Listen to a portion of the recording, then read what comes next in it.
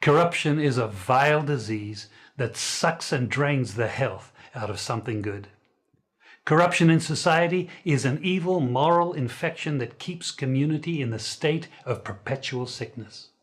Corruption is a moral virus.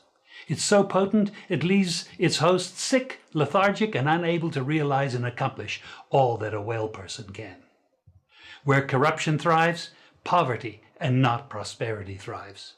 Wealth is grabbed into the greedy, grubby hands of those who get fat on the toil and labor of good people. Corruption benefits only temporarily those who participate in it. Everyone else is a victim of the theft, the deceit, the dishonesty, and the lies that corruption feeds on. You need to know that a corrupt person is stealing from you. Corruption is filthy work and despicable acts of treachery done under the table and behind closed doors. Corruption is a disgusting shame. Corruption keeps a nation back from true development and from progress. Wise investors steer clear of a corrupt environment.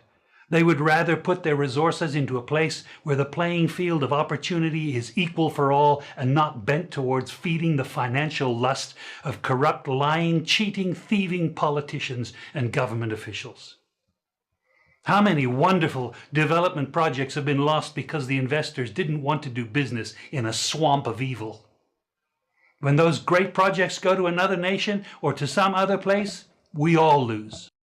Believe me when I tell you that corruption steals from you, it steals from all of us.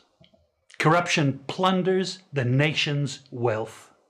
Corrupt people compromise on truth, equity, and fairness, choosing instead to feed off the short-term benefits of crookedness, exploitation, and financial perversion. Corruption is not just a personal matter, it's a culture. It's a way of life, not just for individual people, but for companies, communities, governments, and nations. Corrupt nations, hiding behind large companies, will seek to invest in other weak nations in order to take over the assets of the nation that they've invested into. They will provide financial loans to a nation for the much needed infrastructure, and they will do it with assets that they provide.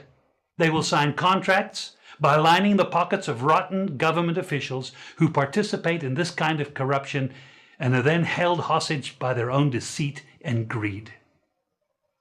Corruption is nothing less than a form of theft and national robbery. A corrupt person steals from everyone in society.